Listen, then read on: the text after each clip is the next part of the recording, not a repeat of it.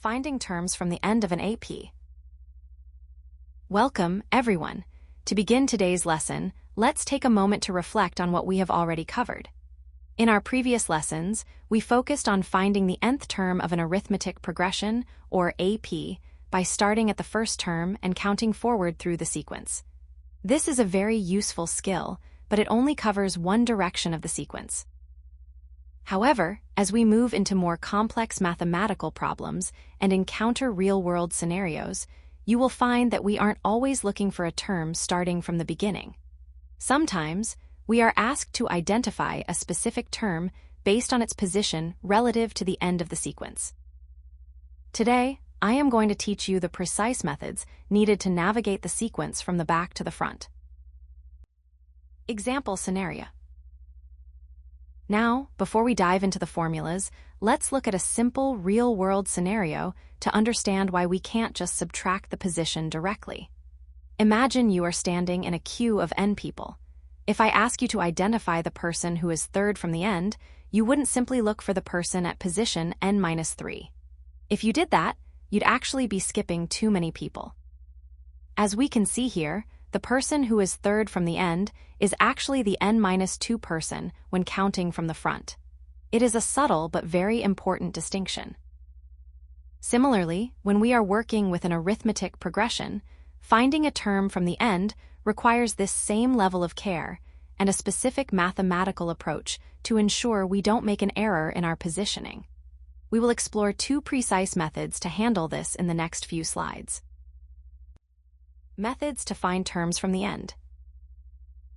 Now that we understand the challenge of identifying a term based on its position from the end of a sequence, let's look at how we can solve this. There are two primary methods we can use to achieve this. Method 1, the total terms method.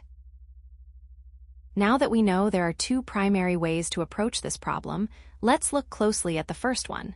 Method 1 is what we call the total terms method.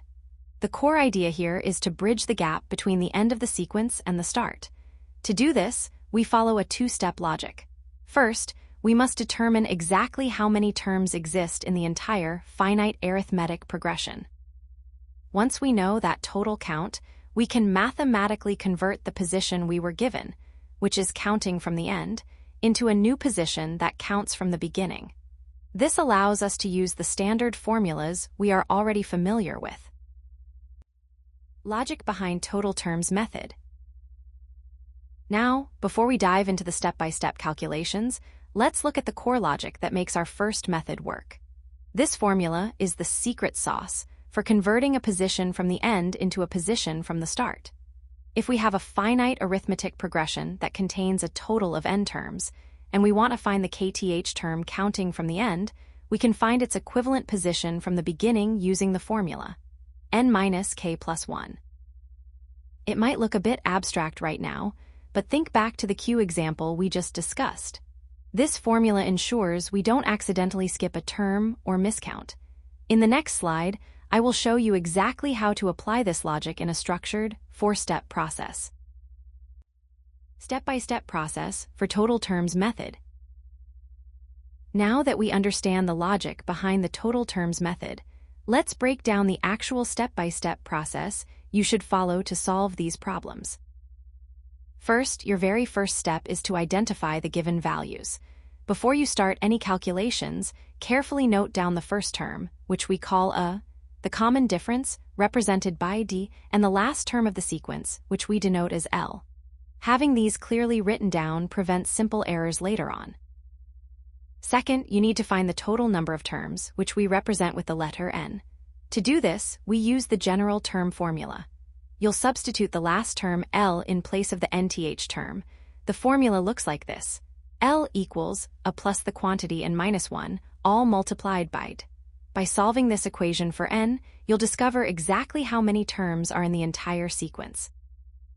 Third, once you know the total number of terms, you must calculate the position from the start. Remember, we aren't looking for the position from the end anymore. We want to find the position m from the beginning. To do this, use the formula. M equals n minus k plus 1, where k is the position from the end that was given in the problem. Finally, the fourth step is to find the value of the mth term. Now that you have your new position m, simply plug it back into the general formula. You'll calculate a sub m, which is the value of the mth term, by using O plus the quantity m minus 1 multiplied by it. Following these 4 steps systematically will lead you to the correct answer every time, as we will see in the upcoming example. Method 2, the reverse order method. Now that we have explored the first approach, let's look at a second way to tackle these problems. Method 2 is called the reverse order method. You will often find that this method is much faster and more efficient, especially when you want to avoid extra steps. The core idea here is to treat the sequence as if it were written backwards. By reversing the entire arithmetic progression, we essentially create a brand new sequence where the last term of our original list becomes our new starting point. And because we are moving in the opposite direction, the common difference simply changes its sign. Logic behind reverse order method. Now let's look at the logic that makes this second method work. Think about what happens when we physically flip a sequence around. If our original arithmetic progression starts with a and follows the pattern of a plus d plus 2d and continues all the way to the last term, l, with a common difference of d, we are moving forward. But when we reverse it, our new starting point is that very last term, l. As we move through this reverse sequence, instead of adding the common difference, we are subtracting it. So the sequence becomes l, then l minus, then l minus 2d, and so on until we finally reach our original first term, Notice how the common difference has now changed from t to negative t. This shift in sign is the key to using the reverse order method effectively, which we will apply step by step in the very next slide. Step-by-step process for reverse order method. First, you need to define your new first term. Instead of starting with the original first term, you will take the last term of your original sequence, which we call lowercase l, and make it the first term of your new sequence. So, a new equals l. Second, you must define your new common difference.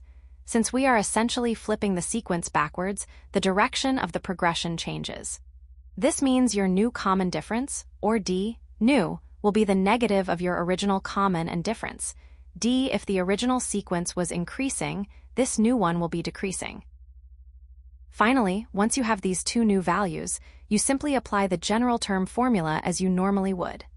To find the value of the kth term from the end, you are actually just finding the kth term of this new reversed AP. You'll use the formula AK equals a new plus the quantity k minus 1 multiplied by d, new. Now that we understand the logic behind reversing the sequence, let's walk through the actual steps to apply the reverse order method. As you'll see in the next slide, this method is incredibly efficient because it allows us to bypass finding the total number of terms entirely. Illustrative example. Now that we have understood the two different methods for finding terms from the end of an arithmetic progression, let's put this theory into practice with a concrete example. Imagine a construction company is designing a tiered stadium. In this stadium, the seating follows an arithmetic pattern. The first row has 20 seats, the second row has 24, and the third row has 28. As you can see, the number of seats is increasing by a constant amount each time. We are also told that the very last row, which we can call the nth row, contains 116 seats. Our specific challenge is this. How can we determine the exact number of seats located in the fifth row when counting backwards from the end of the stadium? Let's use the values provided here to walk through our two methods step by step. Given values. Now that we have the problem scenario laid out, let's extract the essential information we need to solve it. Looking at our data, the first term, which we denote as is 20. To find the common difference, d, we simply subtract the first term from the second term, which gives us 24 minus 20, resulting in a common difference of 4. We are also given the last term, which we'll call L, as 116. Finally, the problem asks us to find a specific position, and since we are counting from the back, our position from the end, K, is 5. We will use these four values to apply the two methods we just discussed. Solution using Method 1, Total Terms Method. First, our goal is to find the total number of terms, which we call n. To do this, we take our last term, 116, and set it equal to the first term, 20, plus the quantity, n-1, multiplied by our common difference, which is 4. When we subtract 20 from both sides, we are left with 96 equals n-1 times 4. Dividing 96 by 4 gives us n-1 equals 24, and by adding 1 to both sides, we find that the total number of terms, n, is 25. Next, we need to convert that position from the end into a position from the start, which we'll call m. Remember the formula from our previous slide. m equals n minus k plus 1. Since we are looking for the fifth term from the end, we plug in our values, 25 minus 5 plus 1. This tells us that the fifth term from the end is actually the 21st term when counting from the beginning. Finally, we calculate the value of this 21st term. We use our standard general term formula. The 21st term equals the first term, 20, plus the quantity, 21 minus 1, multiplied by 4. This simplifies to 20 plus 20 times 4. Calculating 20 plus 80, we arrive at our final value of 100. Now that we have identified our given values, the first term, the common difference, and the last term, let's walk through the actual calculation using our first approach, the total terms method. As you will see in the next slide, we can actually reach this same result much more quickly using the reverse order method. Solution using Method 2, Reverse Order Method. First, we define our new first term. We take the very last term from our original stadium seating arrangement, which is 116, and we make that our new starting point. So, nu equals 116. Next, we need to adjust our common difference. Since we are now counting backwards from the end toward the front, our sequence is decreasing instead of increasing. Our original difference was 4, so our new common difference, or d, nu, becomes negative 4. Finally, we apply the general formula to find the fifth term of this reverse sequence. We start with our new first term, 116, and add the quantity of 5 minus 1, multiplied by our new common difference of negative 4. When we simplify the parentheses, 5 minus 1 gives us 4. Multiplying 4 by negative 4 gives us negative 16. Adding negative 16 to 116 leaves us with exactly 100. Now let's look at the second way to solve this, which is the reverse order method. As we discussed in the previous slides, this method is often much faster because we don't need to find the total number of terms first. We simply flip the sequence around. As you can see, both methods lead us to the same final result, 100 seats. This confirms that whether you count forward by finding the total terms or simply reverse the sequence, your answer remains consistent. Result. And there we have it. After working through both methods, we arrive at the same final result. The fifth row from the end contains exactly 100 seats. Whether you chose to find the total number of rows first or simply reverse the sequence, the math confirms our answer is consistent. Now, before we wrap up, let's take a moment to look at some common pitfalls where students often lose marks, so you can ensure your calculations are always accurate. Common mistakes to avoid. Now, before we wrap up today's lesson, I want to pause and discuss some common pitfalls. Even if you understand the logic of the two methods we just practiced, it is very easy to make small mistakes that lead to the wrong answer. Let's look at 3 specific errors to watch out for.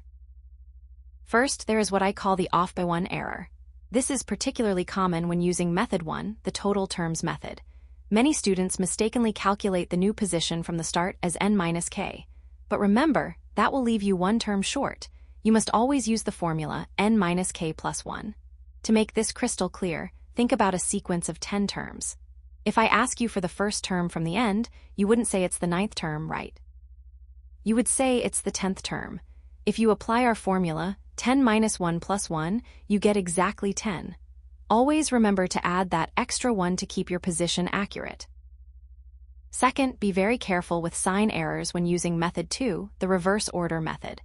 As we saw in our step-by-step process, when you flip the sequence, the common difference must change its sign. If your original sequence is increasing, meaning d is greater than 0, your new common difference, nu, must be negative. If you forget to flip that sign from positive to negative, your entire calculation will move in the wrong direction. Finally, a simple but important tip: do not confuse n and k. In our problems, n represents the total number of terms in the entire sequence, while k is the specific position from the end that we are interested in. Keeping these two variables distinct in your notes will prevent a lot of confusion during complex problems. If you can avoid these three traps, you'll find that both methods are incredibly reliable tools for solving any AP problem involving the end of a sequence. Key takeaways. All right, we have reached the end of our lesson, so let's wrap everything up with a quick summary of the key takeaways. As we have explored today, when you are faced with finding a term from the end of an arithmetic progression, you essentially have two strategic choices. You can either convert that end position into a forward counting index, which we call the position from the beginning, or you can simply treat the entire sequence as if it were reversed. Let's recap the steps for both. First, for the total terms method, your workflow should be: first, find the total number of terms, which we call n. Next, calculate the new position from the start, which we'll call m, using the formula m equals n minus k plus 1. Finally, use that value to find the mth term. Second, for the reverse order method, which we saw is often much faster. Simply set your new first term to be equal to the last term, L, and set your new common difference to be negative d. From there, you just find the kth term of this new sequence. Remember, as long as you are careful with your calculations and avoid those common pitfalls we discussed earlier, both methods will always yield the exact same result. Keep practicing these two approaches, and you'll be able to tackle any AP problem with confidence. Great job today!